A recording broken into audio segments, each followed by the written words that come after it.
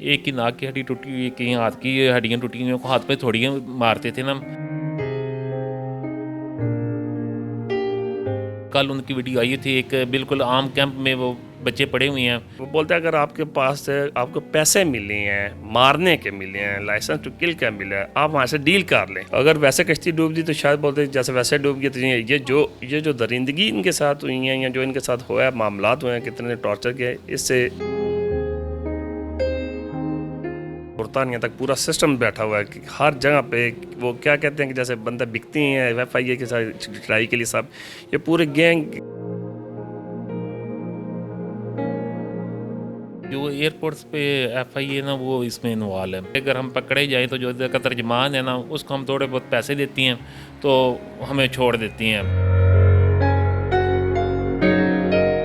ये जो 2 तारीख से 15 तक ये बेचारे समंदर में रहे हैं, कोई राब्ता नहीं हुआ, किसी को कुछ नहीं पता। और ये तशद्दुद का मामला क्या था? क्या आपको कोई फ़ोन कॉल्स आ रही थी कि हमें पैसे और दें, कोई लड़ाई हो गई है, किसी ने राब्ता कुछ हुआ, या पता ही नहीं है कुछ भी नहीं हुआ? ये ऐसे ही हुआ है कि इनके साथ कुछ भी मिसहैप हुआ, कोई पैसे का मुतालबा नहीं है। उन्होंने उधर किराए के हायर किए हैं, जिसने भी गेम लेके जानी थी, जो इन पाकिस्तानियों ने जिसके साथ आगे गेम थी उसने आगे और हायर किए हैं। उधर से 8 आदमी हायर किए हैं जो इधर आके उन्होंने समुद्र के बीच में इनको अपने उतार के ले गए हैं, पाकिस्तानियों को छोड़ गए हैं। इधर से हमारे एक दोस्त है, भाई है, वो भी, उसको अरबी आती है, उसकी ज़ुबान आती है, उधर वो भी वो बोलते हैं अगर आपके पास से आपको पैसे मिले हैं, मारने के मिले हैं, लाइसेंस टू किल का मिला है, आप वहाँ से डील कर लें।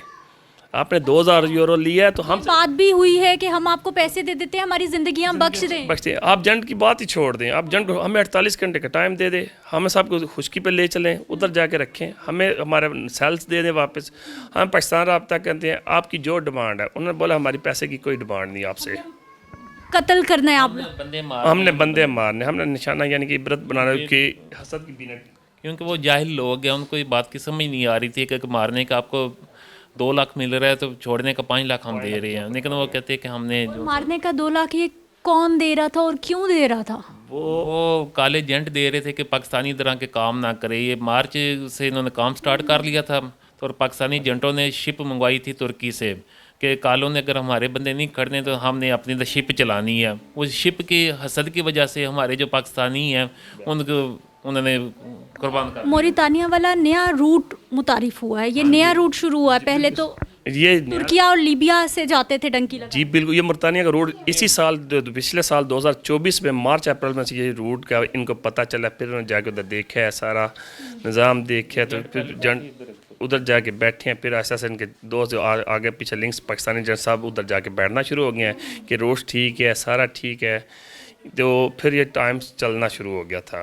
सर, गवर्नमेंट का FIA का कितना अमल दखल है? क्योंकि हम लोग ये तो जो भाई चले गए काम करने के लिए, यहाँ पर तो ख़वातीन की स्मगलिंग, बच्चों की स्मगलिंग, 2 नंबर तरीके से जाना बड़ा कॉमन है। FIA हुकूमती इदारे आपको लगता है कि फ़ाल हैं या उनको पता ही नहीं है कि ये कुछ हो रहा है मुल्क में? नहीं, जो एयरपोर्ट्स पे FIA ना वो इसमें इन्वॉल्व है।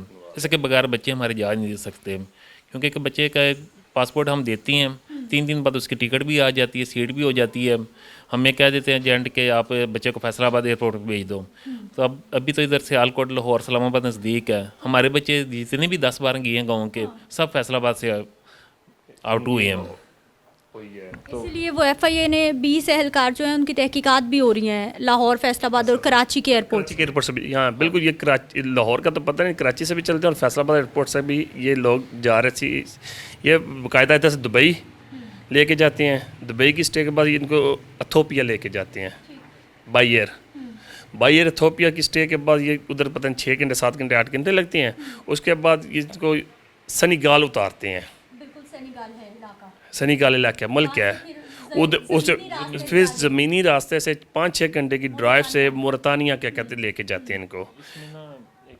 इसमें एक बात और ज़हन में आई है, जो हमारा तर्जमान है ना मोरतानिया में, उसको सारे बात का इल्म है कि कौन कौन पाकिस्तानी एजेंट काम कर रही हैं। क्यों मेरा भाई बताता था कि अगर हम पकड़े जाए तो जो इधर का तर्जमान है ना, उसको हम थोड़े बहुत पैसे देती हैं तो हमें छोड़ देती हैं।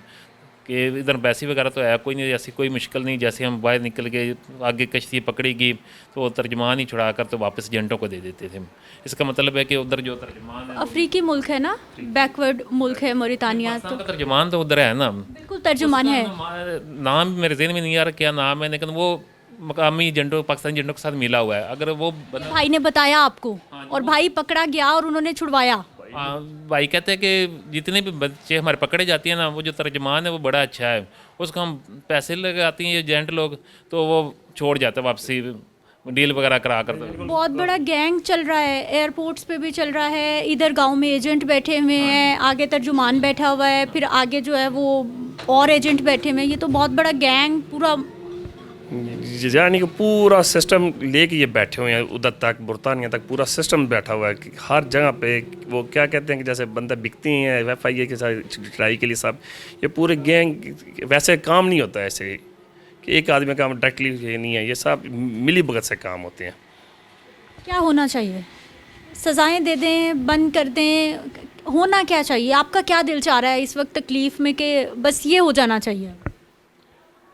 सबसे पहले तो ये होना चाहिए कि हमारे बच्चों को पढ़ना चाहिए, इनको स्किल सीखनी चाहिए और लीगल तरीके से बाहर अप्लाई करना चाहिए, क्योंकि पाकिस्तान में तो इतना रोज़गार नहीं है। बच्चे, दूसरा हमारे बच्चों का भी कसूर है, ये पढ़ते नहीं है, स्किल नहीं सीखते। स्पेशली जो गुजरात के एरिया के लोग हैं, ये तो बस इनका एक ही ख्वाब होता है कि बड़े होना है, डंकी लगाना है और चले जाना है।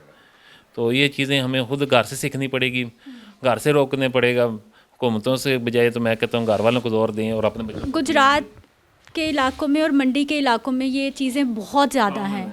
आप बाद में था ना, मंडी बाउद्दीन ज़िला बाद में अलहदा बना हुआ है, पहले ये गुजरात का ही था। तो बाहर के लोग तो ऐसे कहते हैं कि पाकिस्तान गुजरात में, गुजरात में पाकिस्तान है। हमें ये समझ नहीं आती, जो बंदा आता है गुजरात में, जो डूबता है वो भी गुजरात का निकलता है। तो घर वालों को कंट्रोल करना चाहिए, अपने बच्चों को जो सा स्किल सिखाएं और कहते हैं कि इनको पढ़ाई के ज़रिए आप बाहर भेजें तो काम करें।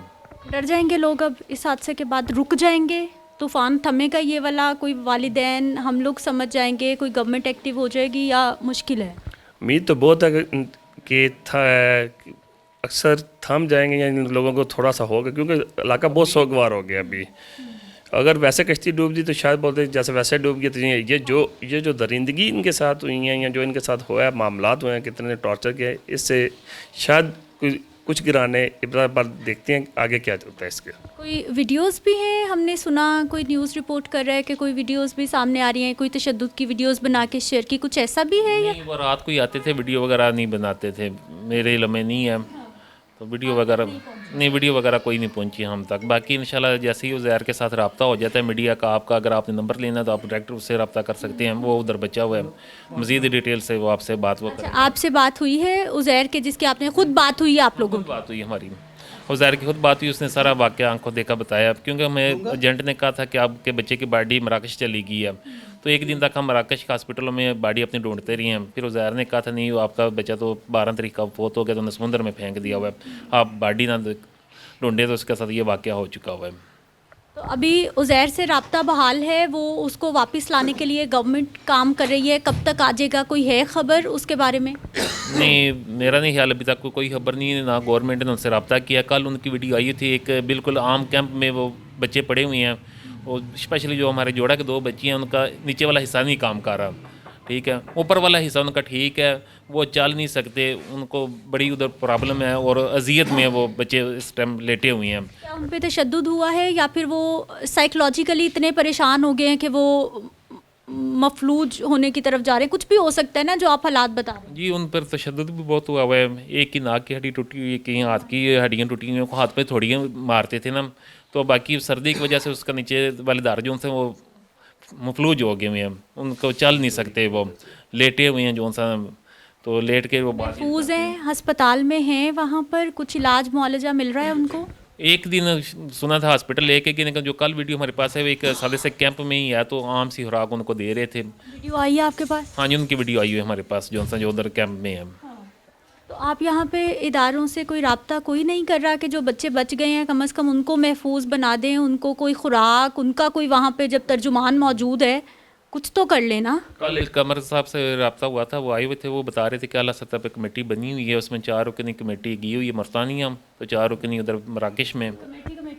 एक टीम आई थी आईबी की कल, वो टोटल सब लोगों का नाम पता लेके जो चले कि हाँ फ़ाल होती हैं, सारा कहते हैं आप हमसे राब्ते में, आपसे कोई भी हमें अपडेट आती तो हम आपसे साथ राब्ते में रहेंगे। वो सारा कुछ नोट करके ले गए हैं, अपना तारफ़ जो आईबी की तरफ से करा था गुजरात वाले से।